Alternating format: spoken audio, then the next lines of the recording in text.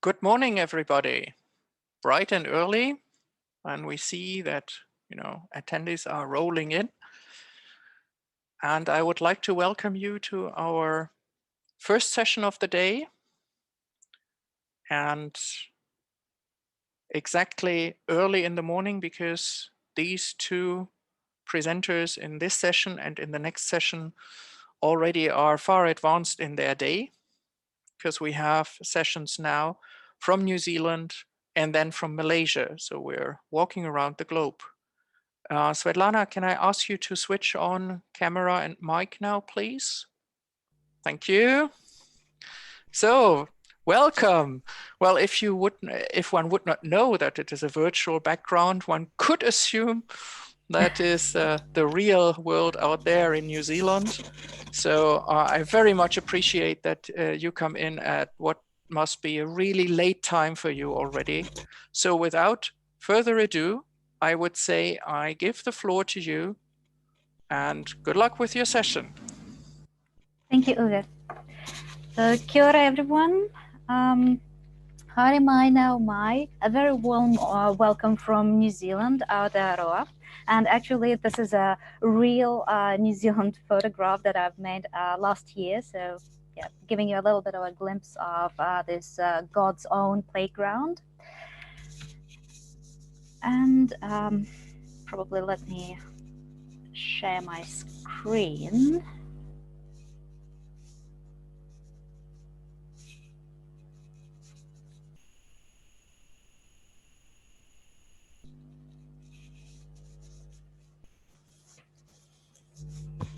So I would like to start with PPH. So, ko mamaya hil te manga, ko Volga te awa, ko Kastrikina toko whanau, ko Svetlana toko ingoa. This is a part of the Maori protocol of introducing yourself in connection with the land and the people. So this is called mihi. Maturanga Maori is a very important part of our daily practices at the University of Auckland.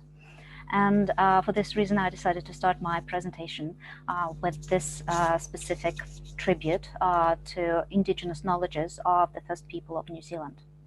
I was born in Russia. So for this reason, my river and my mountain are the ones that you can see in this picture. So it's the city of Volgograd, the river of Volga, and the hill is the Mamayev Hill, a place of very fierce battles of World War II. Probably this edge gives me a slightly different perspective on internationalization and especially internationalization for the society.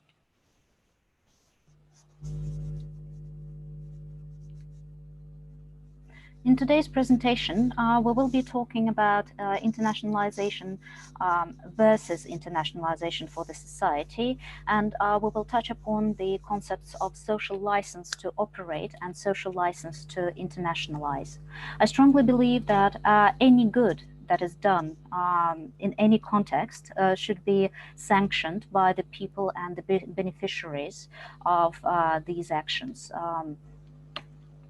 So we will be discussing the construction of social license to internationalize in New Zealand and in the Indonesian tertiary sector. And the presentation will be followed by questions and answers. Let me first talk a little bit about my intellectual mountains and the shoulders of the giants I've been standing on while developing my own outlook on internationalization. So I come from the field of global studies, and this is a transdisciplinary field. So how I look at internationalization is slightly unorthodox. I apply different theoretical lenses to this concept and put it in a broader global context as well as a specific national context. So in the lotus-shaped diagram, you can see different lenses that I apply to internationalization, and they include the knowledge economy paradigm, traditional approaches to internationalization, Bourdieu's theory of practice lens, and of course the local context of New Zealand and Indonesia. On the next picture, you see how internationalization is positioned within the broader context. So you see that, oh, my apologies, that the key concept is here. It is positioned within a national education system and a national expert education system, which are overlapping but not the same thing. Then we look at the larger global international education industry, and probably many of us can consider themselves the stakeholders of this industry. This part is emerged into the global education industry as outlined by Lingard 2019. And all of it is wrapped up in the global mega context of emerging global knowledge economy. So for this reason, we need to acknowledge that internationalization is deeply ingrained in the Eurocentric perspectives and neoliberal imagery. And this understanding is really important when we consider internationalization for the society. Well, basically, let's quickly run through what and why of internationalization. So this concept has matured. Now we understand what are the types of internationalization. We understand the complex overlapping rationales of why we do internationalization at the universities. And sometimes these rationales become more political and more economic than academic. And this is something that we really need to acknowledge. I also want to pay tribute to the mainstream conceptualizations of internationalization. Of course, Jane Knight's basic definition that gave birth to many other important discussions in the field, internationalization of the institutional focus, internationalization of the curriculum, and other alternative, let's put it like this, definitions for internationalization. All of these helped me to frame my own vision on the concept, and probably we won't be sitting too long here, but again, as the concept matures, it inevitably starts finding the purpose of any activity, and internationalization for the society has not been an exception. In my own view, internationalization is a strategy of integrating a national tertiary education system into the emerging global knowledge economy through a recurrent synergic cycle of generating economic, cultural, social, and symbolic capital embedded into the purpose, function, and the delivery of higher education. So in this quite complex diagram, I'm illustrating this process, how from the generating of different types of capital, we move into the emerging knowledge economy. So this mechanism helps us understand where social license is positioned in this cycle. And basically, social license, in my understanding, is positioned on the rationality side of things.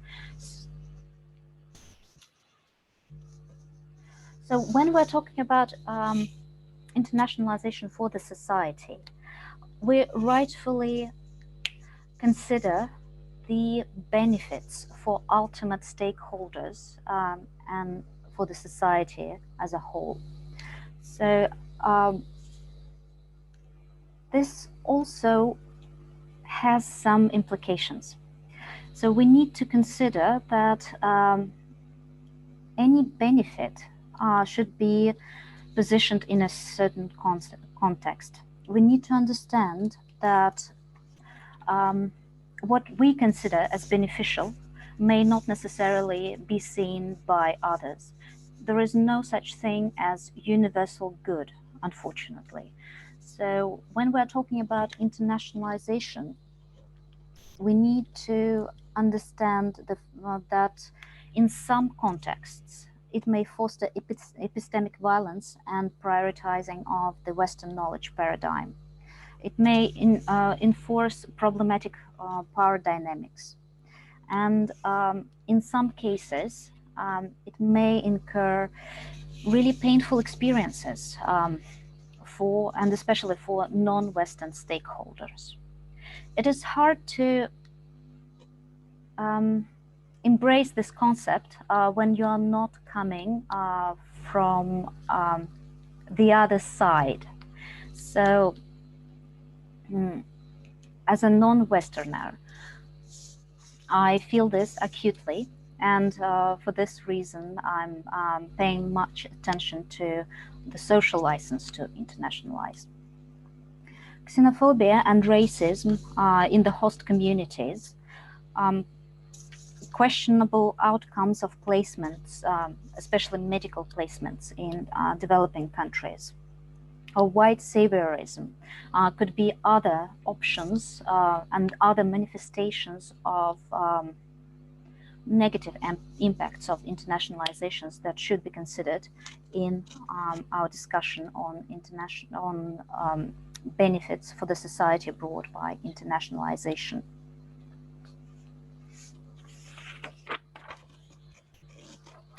And this line of thinking brings us to the concept of social license to operate, or social license to internationalize.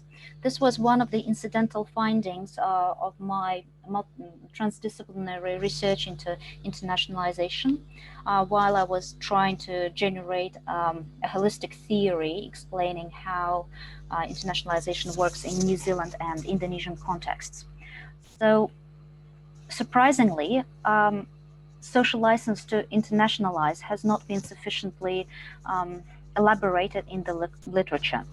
Social license to operate, on the other hand, is quite a popular concept in the extraction industries and in some service industries, such as tourism. So the definitions of these concepts are presented here. So the top one is social license to operate, and the second one is the working definition that I devised for the social license to internationalize. And I define it as public acceptance of operations performed by a national export education industry or stakeholders of the global and international education industry, and internationalization of higher education.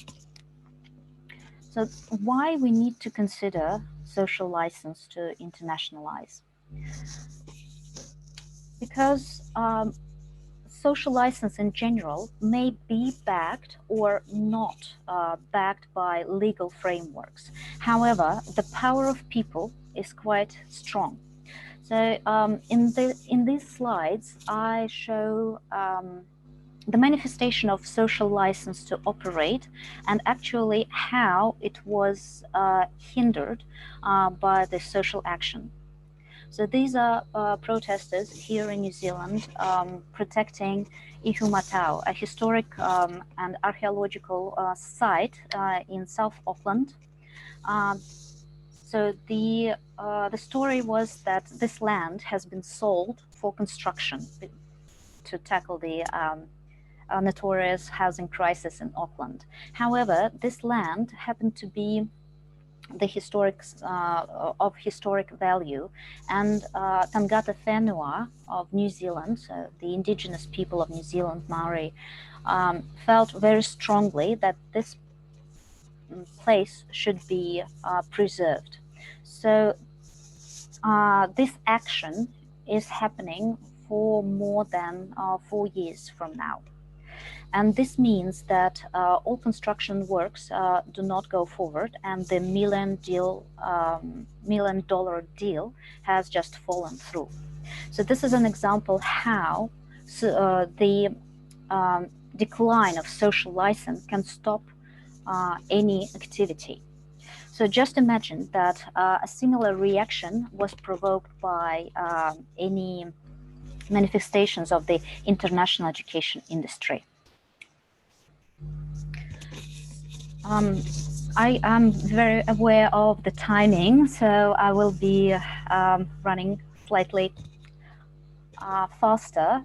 So how did I find this concept? How this concept of social license to internationalize has emerged from the data? I was using grounded theory method, and I was not specifically looking for the concept of social license to internationalize. It came up from primary and secondary codes emerging from semi-structured interviews and documents, and social license to internationalize emerged at the cross-sectional subsidiary categories of social license challenges and student experience and pastoral care in the New Zealand context. So these two narratives overlapped quite a bit, and they gave birth to the idea of social license to internationalize. In a nutshell, I think the quote of one of the participants of my research, which you can see in the lower part of the slide, encapsulates the idea of social license to internationalize very nicely. If you don't have a permission of the people from your communities, and if something goes wrong, it can backfire considerably. So the idea of backfiring is something that we want to prevent when we construct social license narratives. So social license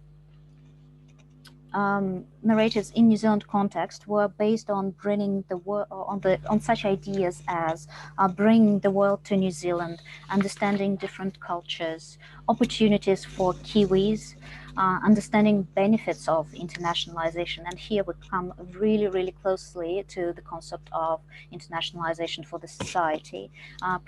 And also a very prominent narrative was around providing pastoral care and advocating for students. So the last two categories were very closely linked with the accepted Tangata Whenua values. So the values of caring for the guests. So hospitality and being a welcoming nation for the newcomers. The indigenous concept for that is called Matakitanga, and it's embraced by government, businesses, and many New Zealanders. So when we are talking about this particular narrative of social license to internationalize, we are working with very strategic direction from the government of New Zealand. So intuitively, 3 minutes. Oh, thank you. So probably in this case, I'll just move towards Indonesian context. So two main contexts here, two main narratives here were globalization, decolonization, and nationalism. Nationalism is devoid of any negative connotations here. And the second one was learning to serve and serving to learn. So in a nutshell, in the Indonesian context, the narrative that was used to construct social license to internationalize was based on the actual values of internationalization for the society. So if in New Zealand context, we see that there may be some kind of misuse of internationalization for the society, and mostly to justify the economic part and economic benefits of internationalization. So in New Zealand context, we were working with justification of internationalization of a different mode. So it was aimed at tackling the negative impacts of internationalization and globalization, and at the same time, it was constructing the idea of what internationalization should be to serve the society. So some of the common traits in both narratives were that it was a strategic priority for both governments, that the narratives were reifying internationalization practices. The key supporters of these narratives were the stakeholders of the industry, of the international education industry. In the Indonesian context, it was the tertiary sector, because the industry is not virtually there yet. And finally, these narratives used the values, the accepted values in the society. So we were talking about Matuaranga Maori, or we were talking about Pancasila in Indonesia. So Pancasila is the ideology based on the national spirit. And these priorities were ingrained in the social license narratives to help to promote and reify the idea of internationalization and make sure that the mode of engagement in the internationalization practice would be beneficial for all stakeholders of this process.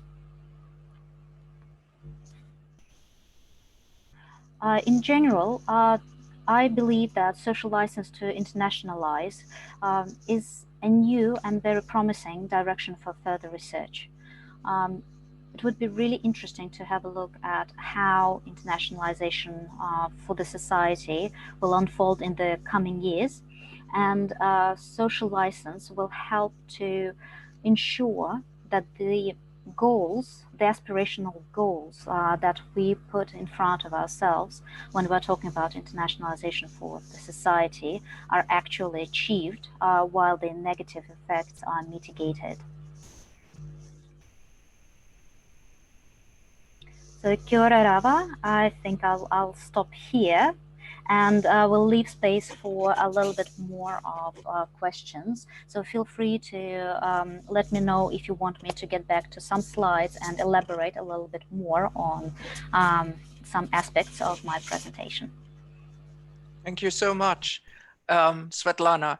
Can you just move back one slide, because I think that slide is really very telling for us in the moment. And while we are waiting for Q&As from the audience, I would have one to start with.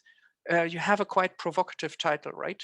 Never the twain shall meet, which actually I had to look up to realize that Yes. for us who are not native English speakers, it means that two concepts, people or whatever, will never really get together, right? The chances are very slim if you say that something comes together. So what I wanted to know is, what are the two things that you think will not come together most likely? Or is it the question mark indicating that they would? Is it the SLI and IHES, or is it internationalization and social responsibility, because the social license is very much a symbol of social responsibility? Which Right. are the two that will not come together, or will they? This title is actually a reference to the Ballad of West and East by Rudyard Kipling. So the end of the 19th century. So it starts with the idea of a divide that we can't overcome. But it ends with the idea that anything is possible when two strong men stand face to face, though they come from the ends of the earth.